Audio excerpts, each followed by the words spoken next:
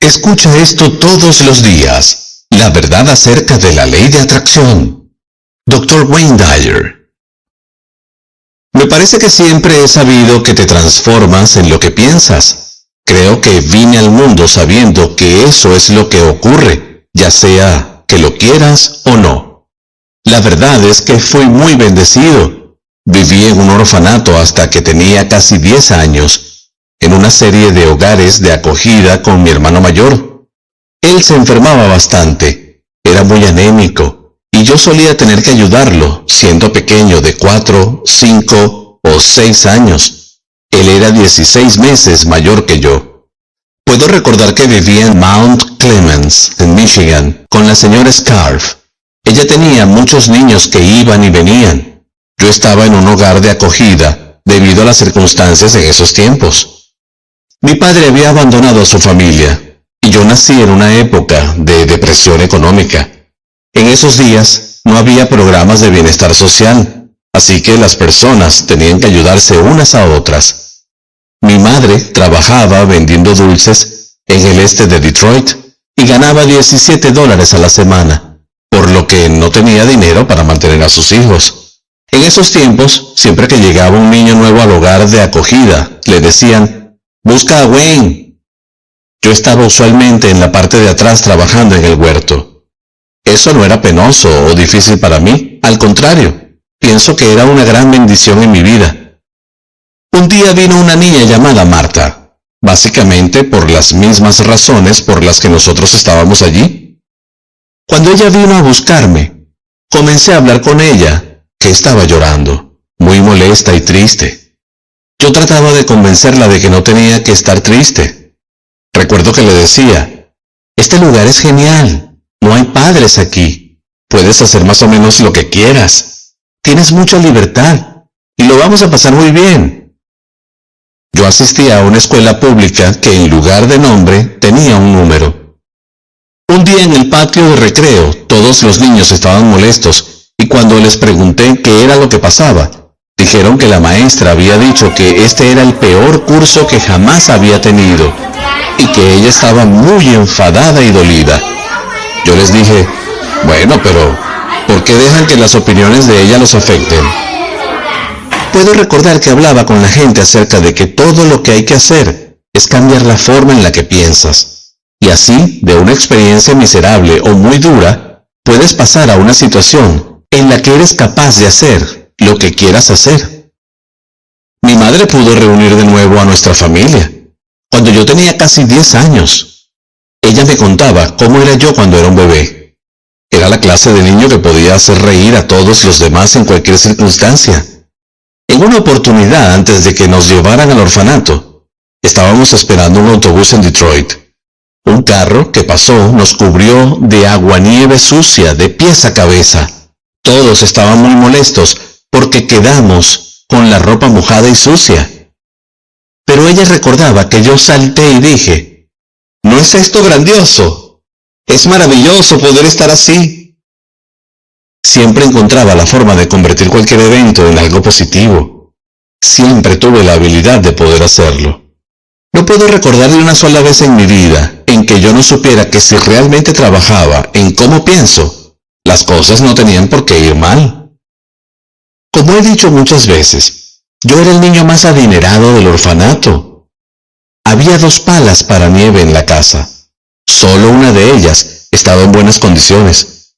En tiempos de tormentas de nieve, yo tomaba la pala en buen estado y la ponía bajo mi cama, para que nadie más la agarrara. Me levantaba antes que todos los demás y hacía el trabajo de quitar la nieve para todos los vecinos.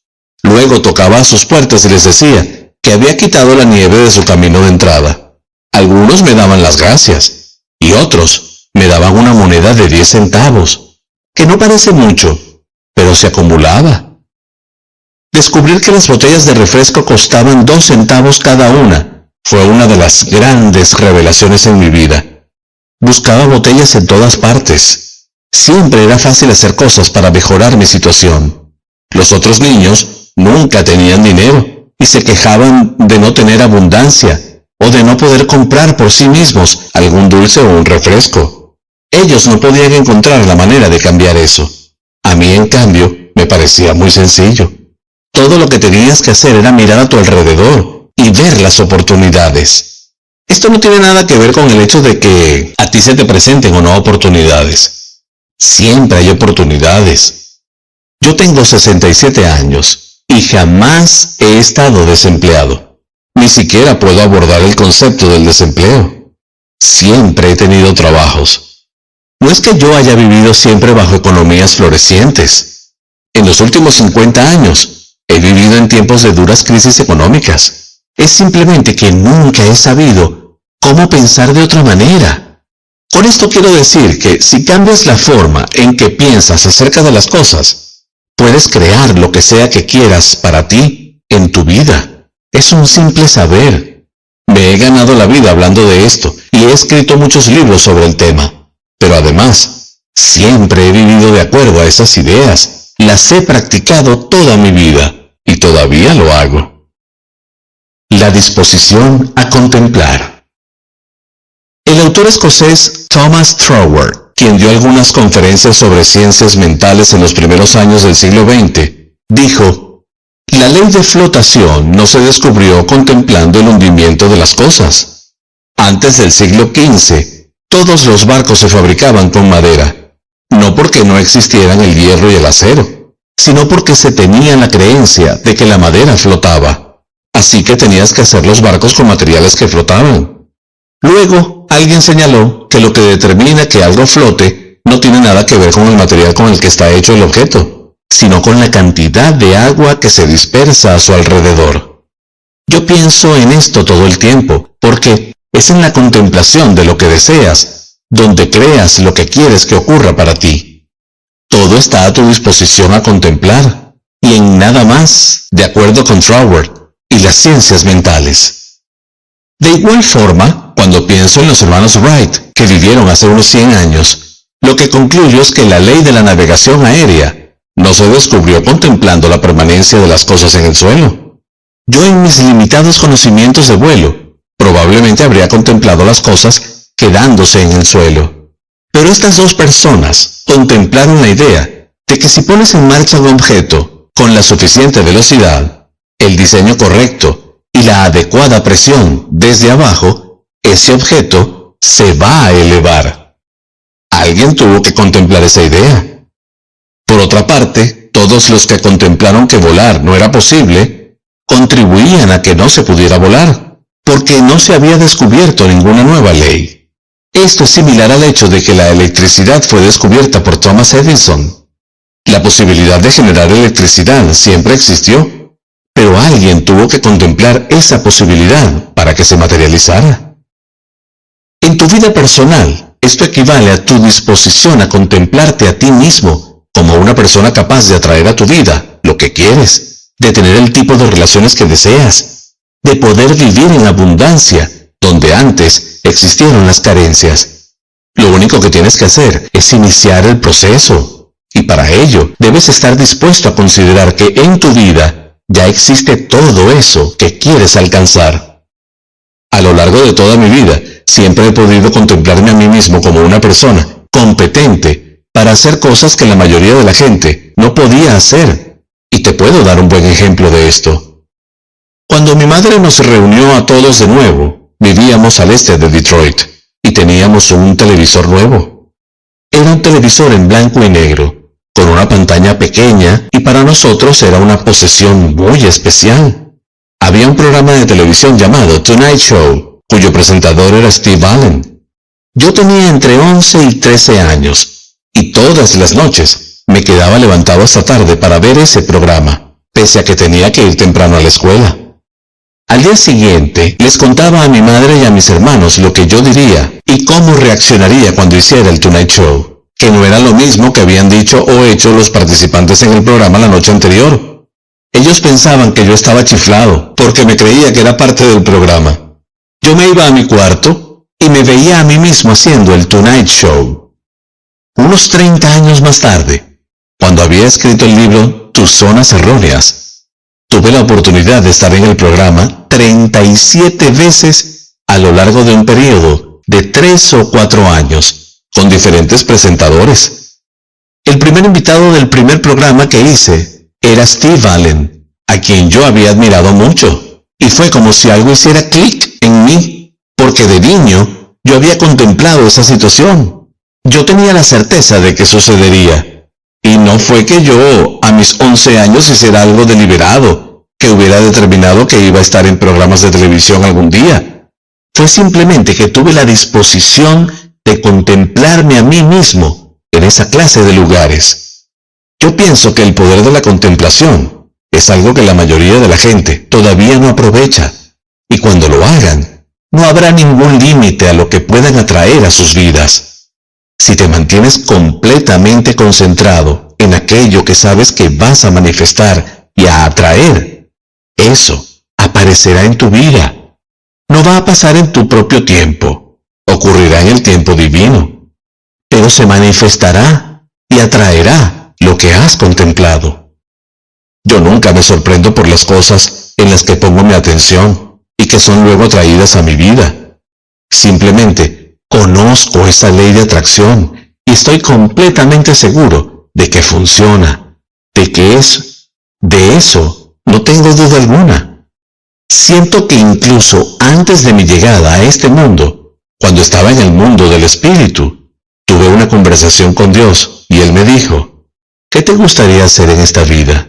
A lo que respondí, en verdad me gustaría pasar toda mi vida enseñando autosuficiencia, porque eso es lo que verdaderamente he hecho siempre, desde que era un niño. Puedo hacer un recuerdo de todo lo que he hecho a lo largo de mi vida, y siempre ha sido instruir acerca de la autosuficiencia. Y Dios dijo, ¿estás seguro de que quieres pasar toda tu vida enseñando autosuficiencia? Y yo dije, sí, eso es lo que quiero hacer.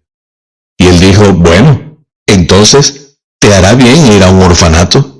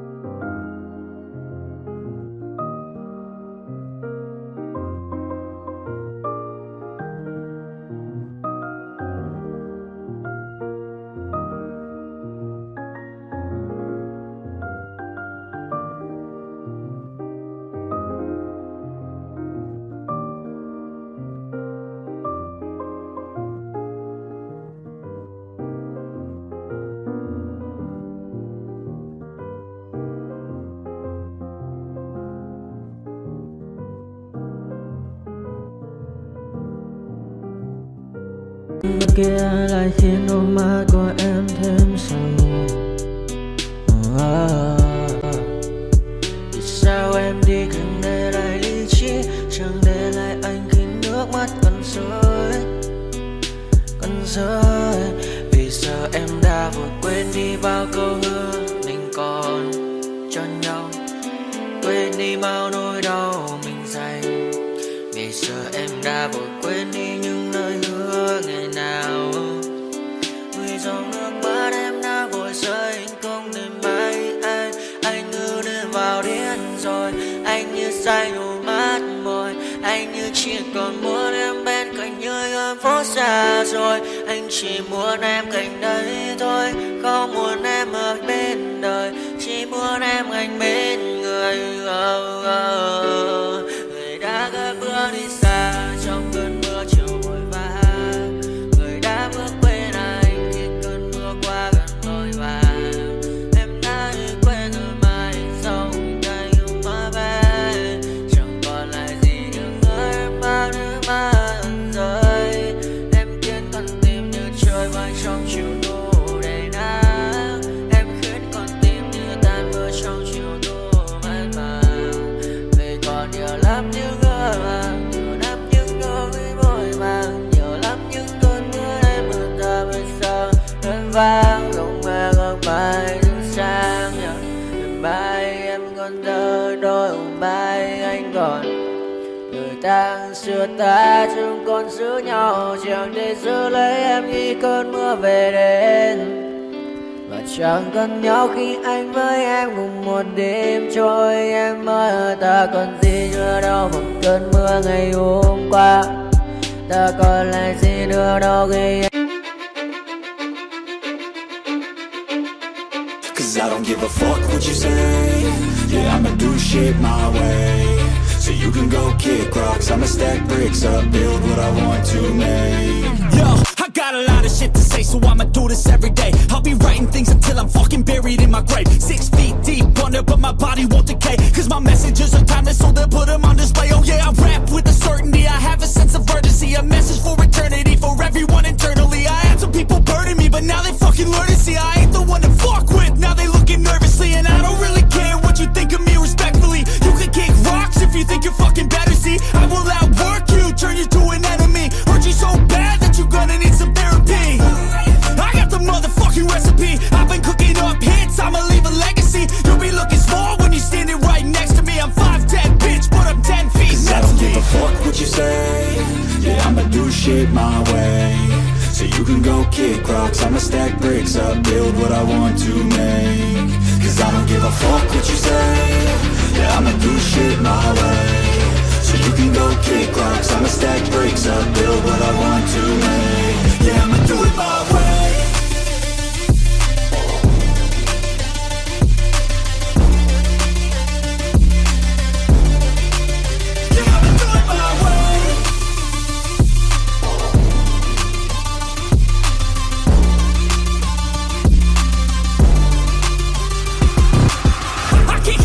Coming out with a statement. You really changed, man, all your music and arrangement. You don't know shit, shut your mouth, you can save it. I'm the same dude that got his come up from the basement. 100 songs, 100 weeks, didn't change it. Experiments, development, intelligence, and patience. I'll do it all again, cause I never feel complacent. Let's keep the good vibes, positivity's contagious. I'm never looking